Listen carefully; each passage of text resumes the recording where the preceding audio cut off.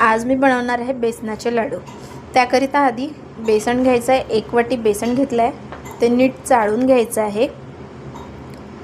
अशा प्रकारे मी पूर्ण चाळून घेतलेलं आहे बेसन। आता याला भिजवून घेऊया लाडवाकरिता। अर्धा ग्लास पाणी 1 वाटी बेसनाकरिता लागते आणि चम्मचनी आपण त्याची कन्सिस्टन्सी चेक करून घेऊ। चम्मचनी ते सरळ असं ओतलं जाईल अशी आपल्याला कन्सिस्टन्सी ठेवायची आहे। व्यवस्थित मिक्स झालेला आहे। थोडं लाडवाचा रंग त्यामध्ये ॲड करायचा आहे। आता आपण बुंदी तळून घेऊया। तर बुंदी तळण्यासाठी मी एक प्लास्टिक घेतलेली आहे। त्या प्लास्टिकला एक होल करायचा आहे आणि याच्यानी बुंदी माझी जाडी होत आहे।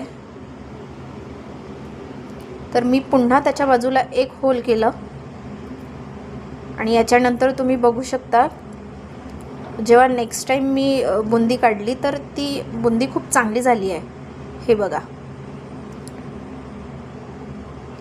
होल एकदाच करायचं नीट आणि नंतर मग ती बुंदी बारीक बारीक एक साइडनी काढली आणि जी जाडी जाडी आहे ती आपण मिक्सरच्या भांड्यामध्ये काढून घेऊया। अशा प्रकारे सर्व बुंदी आपल्याला तळून घ्यायची आहे।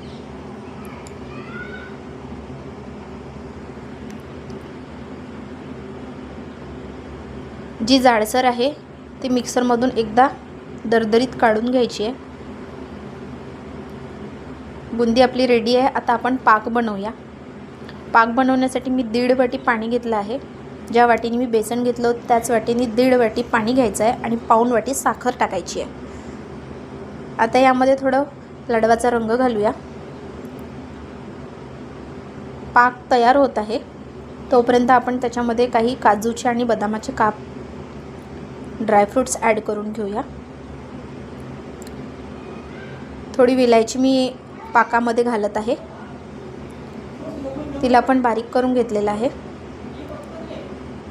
पाक तयार झाले काय ते चेक करून घ्यायचं आणि आता पाक पूर्ण बुंदीमध्ये आपण ॲड करून घेऊया आणि जे कापलेले काजू होते ते पण आपण त्याच्यामध्ये टाकत आहोत आणि 1 चमचा त्यामध्ये तूप घालून घेऊया।